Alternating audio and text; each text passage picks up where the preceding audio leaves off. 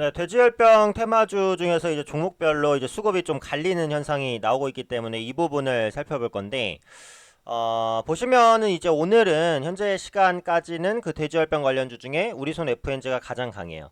제가 이제 돼지열병 테마주를 한 두세 번 정도 그 꾸준히 체크를 해드렸지만, 그때 말씀드린 부분은 뭐예요? 이건 단기 테마는 아니다. 네, 당분간은 시장이 계속해서 남아있다라고 말씀을 드렸어요. 지금도 그 의견에는 변함은 없어요. 왜냐면 이 확진이 딱 끝났다고 말하기가 어렵기 때문에.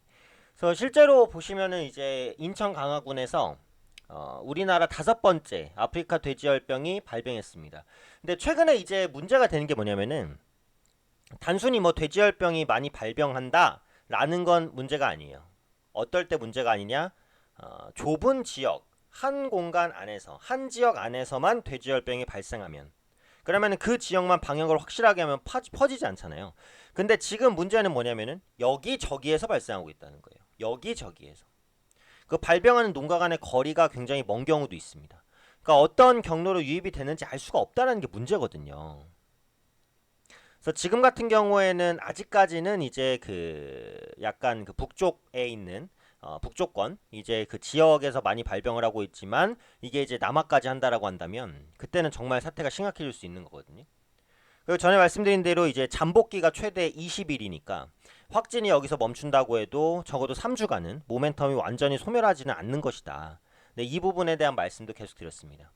그래서 순환매가 돌 것이다라는 말씀을 드렸는데, 지금 정확하게 이제 순환매가 돌고 있어요. 우리손 FNG가 오늘 이제 강한 것은 그 키움 쪽에서 나온 그 보고서의 영향이 크다라고 보는데, 이 우리손 FNG 같은 경우는 그 돈육 사업을 영위한 업체입니다. 양돈이라든지 한우 이런 관련된 그 축산업을 영위하고 있는 업체고요. 그 중에서도 양돈이 주력이에요. 그러니까 이번 돼지열병 관련해서 돼지고기 가격이 상승하면 수혜를 받을 수 있다라는 관점에서 올라가는 거예요. 그래서 이제 이런 그 돼지고기 가격의 변동에 이익이 민감하게 반응한다라는 부분이고, 돼지고기 소매 가격은 어쨌든 올라갑니다. 어쩔 수는 없어요. 돼지열병으로 산처분이 되면 돼지 개체수가 줄어들기 때문에 공급이 줄어서라도 올라가는 부분이 있고, 돼지열병의 확진 속도가 빠르지 않다고 하더라도 향후 미래에 돼지고기 가격 올라갈 것이다라는 기대감 혹은 우려감에 의해서라도 돼지고기 가격은 어쨌든 소매가가 올라갑니다. 그래서 그때도 말씀드렸듯이 돼지고기를 드실 분들은 좀 빨리 드시는 게 유리하다, 이렇게 말씀드렸고, 근데 이제 이번 키움증권에서 나온 리포트 내용을 보면은 어떤 내용이 있냐면요. ASF, 네, 그 아프리카 돼지열병의 줄임말인데, 국내 확산 영향이 단기에 그친다면 대규모 살처분이 발생하지 않고 돈가 상승 우려만 심리적으로 확산할 것이다 라는 거예요. 실제로 지금 나타나고 앞으로 조금 더 그 시간이 지나면 나타날 부분이 이거예요. 돈가 상승 우려 심리만 확산, 이겁니다. 그 돼지고기 가격만 단기에 반등하는데 살처분이 없다라고 한다면 돼지고기 상승에 대한 수혜는 양돈 농가가 누릴 것이다. 그건 맞죠. 근데 이게 만약에 살처분이 정말 엄청나게 진행이 되고 정말 공급이 딸리면 가격이 폭등하겠죠. 그러면은 이게 양돈업체가 무조건 유리하냐? 그건 아니에요. 팔 물량이 별로 없어지는 거잖아요. 전체적인 매출은 줄어들 수 있어요. 평균 판매 단가는 늘어날 수 있지만. 그래서 돼지고기 가격이 어떤 식으로 올라가는지도 중요하거든요. 근데 지금은 아직까지는 대규모 살처분은 아니잖아요. 그러니까 돼지고기 가격이 올라갈 것이다라는 기대감만 적용하고 있는 겁니다. 그런 기대감에 의해서 돼지 가격이 올랐을 때 살처분은 없고 돼지 가격이 오르면 어떻게 되는 거예요? 공급은 똑같은데 가격이 올라가는 거잖아요. 그러니까 당연히 이제 돈육 업체에는 수익성이 개선이 되겠죠. 그래서 이런 보고서들이 기본적으로 이제 우리손 FNG를 급등시키고 있다라고 보시면 될 것 같아요.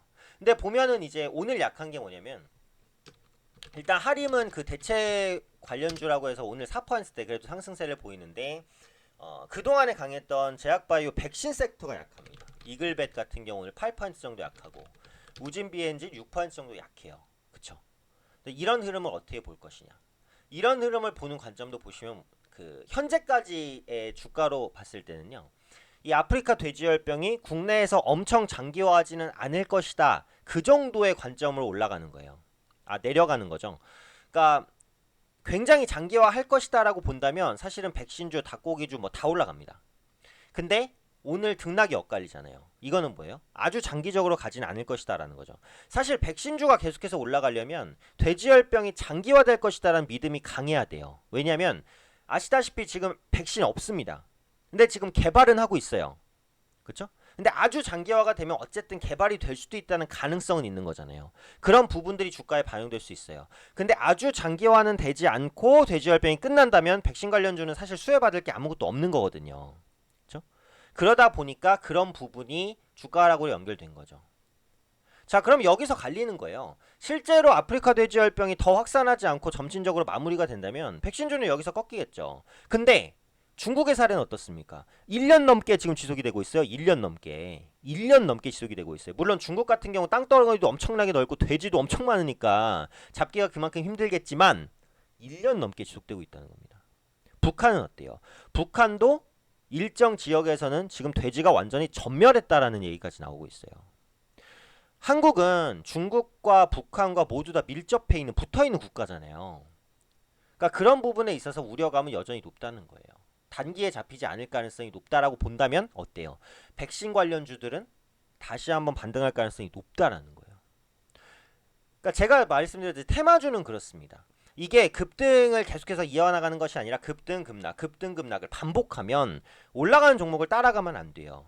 떨어지는 종목이 지지받을 때 오히려 접근하는 게 좋다는 거죠.